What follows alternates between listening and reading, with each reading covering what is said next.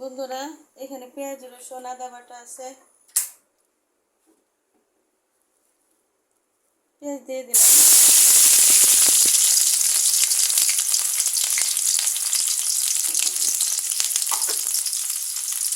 রসুন বাটা দিয়ে দিলাম, হালকা একটু আদা বাটা দিলাম। শুটকিতে রসুন বাটা বেশি দিলে শুটকিটা খেতে ভালো লাগে, মলা শুটকি।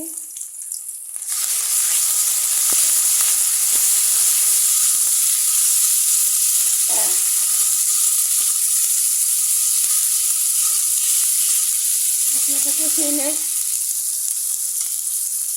কাঁচা গন্ধটা দূর হোক। হালকা একটু পানি দিই,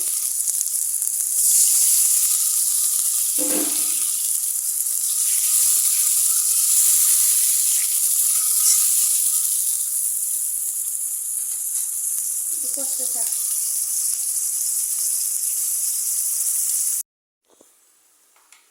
এখানে হলুদ মরিচ ধনিয়া আছে, দিয়ে দিলাম।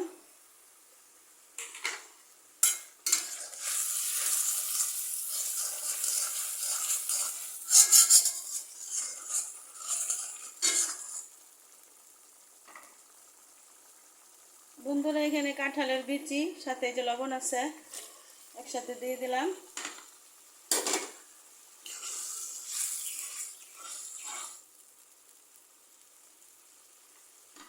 শুটকিগুলো দিয়ে দেই, সিদ্ধ হোক।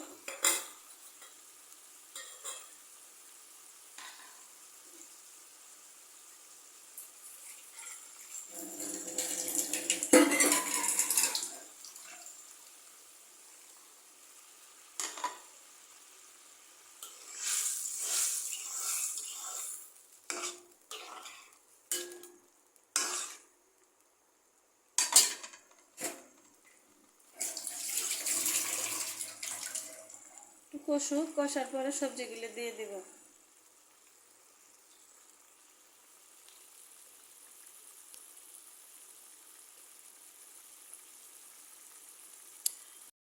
বন্ধুরা, শুটকি কষানো হয়ে গেছে, কাঁঠালের বিচি সিদ্ধ হয়ে গেছে।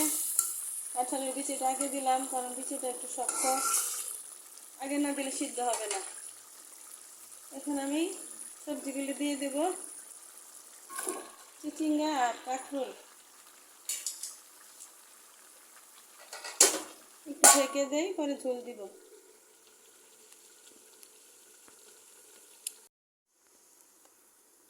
বন্ধুরা, কষানো হয়ে গেছে।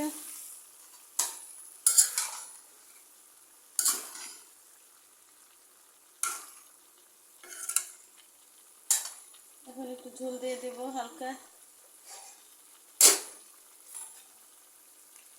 শুটকিতে একটু ঝাল না হলে কিন্তু আবার শুটকি খেতে মজা লাগে না, একটু ঝাল লাগে শুটকিতে।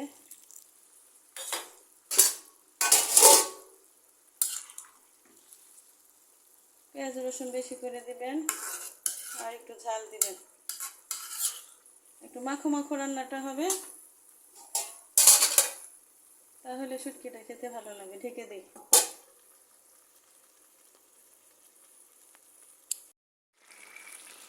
বন্ধুরা, দেখুন রান্নাটা প্রায় হয়ে যাচ্ছে, আর কিছুক্ষণ পরে নামিয়ে নিব। ঝোলটা একটু শুকিয়ে গেলে নামিয়ে নিব। কাঁচামরিচ আগে দিয়েছি। এই যে রেসিপিটি ভালো লাগলে লাইক করবেন, শেয়ার করবেন, পাশে থাকবেন। নতুন যারা আমার চ্যানেলটি ভিজিট করবেন, যদি এতটুকু ভালো লাগে একটু সাবস্ক্রাইব করবেন। আমি প্রত্যেকের ভিডিও লাইক দিয়ে দেখি, লাইক ছাড়া কারো ভিডিও দেখি না।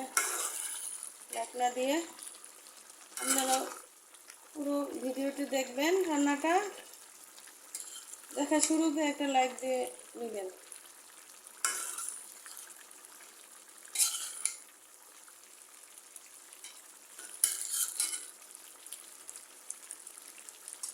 ঝোলটা শুকিয়ে গেলে নামিয়ে নেব, হতে থাক।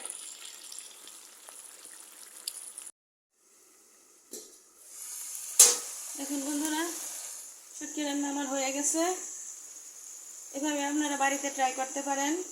এখন তো কাঁঠালের সিজন, কাঁঠালের বিচি দিয়ে সাথে 3-4 রকমের সবজি দিয়ে এভাবে আপনারা ট্রাই হয়ে গেল আমার শুটকি রান্না বন্ধুরা। চুলাটা নিভিয়ে দিলাম, একেবারে পুরপুরে করে ফেলছি। রেসিপিটি ভালো লাগলে লাইক কমেন্ট শেয়ার করবেন, আমার পাশে থাকবেন সবাই। আসসালামু আলাইকুম।